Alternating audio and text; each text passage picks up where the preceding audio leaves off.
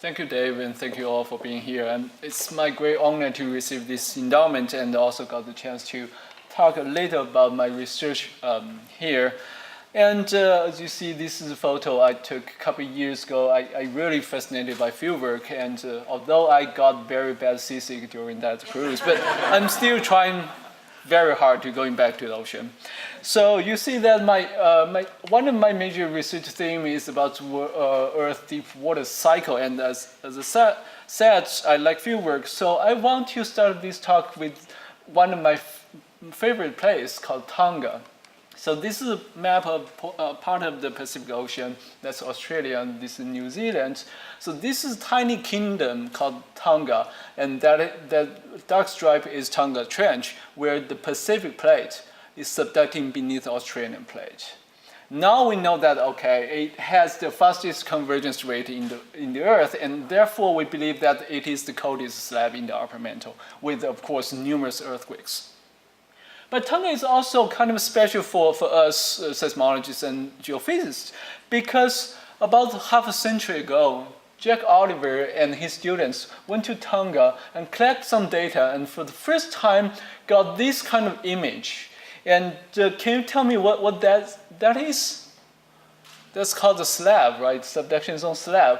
But at that time, they didn't know that. So they called it, Jack Oliver called it the anomalous structure. Because if you look at the date, it was just a few months before Dan Mackenzie, Rob Parker, and Jason Morgan published their revolutionary papers to finally establish the theory of tectonics, plate tectonics. So to me, this place really is the place where humans first discovered subduction slabs. If you remember what Alan showed the cartoon in the previous talk, that cartoon didn't really have a slab.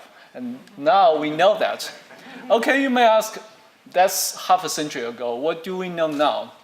Now we know that not only the solid rocks are going down, but also these rocks are bringing water into deep earth. And first stage is over here near the Tonga Trench. And that's where the minerals are reacting with the seawater to form hydrous minerals. And then hydrous minerals can bring water, not the liquid water, but the hydroxyl sometimes, to great depth.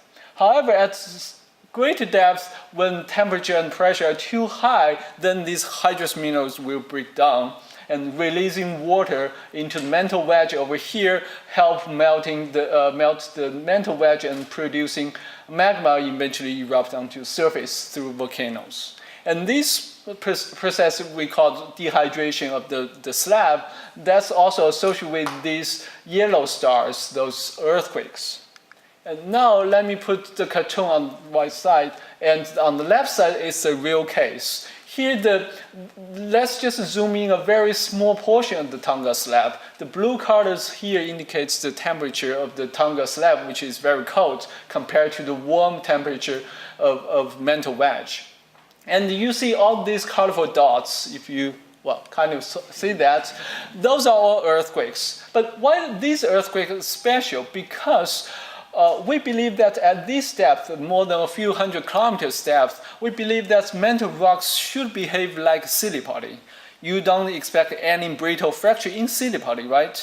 But we do see earthquakes. So what's going on there? And my research, along with many previous studies, suggests that these earthquakes are triggered by the dehydration reactions I mentioned earlier, that's releasing water back to the surface. And what's special in Tonga is that because it's the fastest, also the coldest slab, therefore these earthquakes occurred at about 250 kilometers depth, where by comparison, the similar dehydration reactions occurs at about 150 kilometers in Japan. That's another famous subduction zone.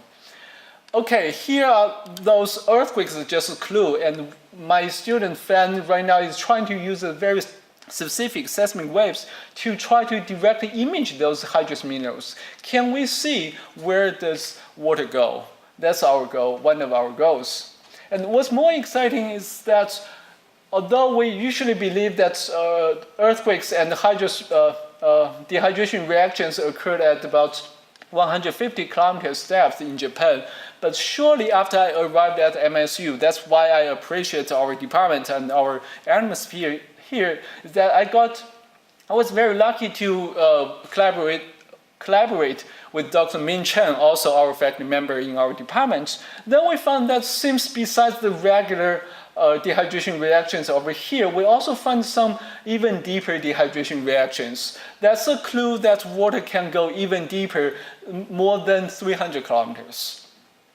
Now, given the time, so I try to wrap up again using this cartoon, and all these blue arrows related to my previous study that I try to figure out what does water play an important role for one process of plate tectonics. As you see here, water gets involved in hydration of the hydrating the plate, and also got dehydration triggering earthquakes. And also in the middle of nowhere, seems we found clues that water is rising up through the mantle transition zone. But now back to the title here is the water cycle. So I want to draw a cycle. Apparently there are some gaps of knowledge. For example, over here, that's a little bit dark. We know that earthquakes, large earthquakes and tremors are occurring at the depth of about a few tens of kilometers. But what's the role of water at those depths? There are some clues, but we are not clear. And also we know most water will return back to the surface, but there could be a trace amount of water going down, and that's directly related to, can control the viscosity of our mantle. And over here you see that I draw some blue arrows point up, but where is the source of those water? And more fundamentally, is there any connection between this downgoing water and the upwelling water? You see, there are a lot of question markers here. I feel I'm very fortunate to start my career at MSU, and hopefully in the next few decades, I can solve some or all of those questions. Thank you.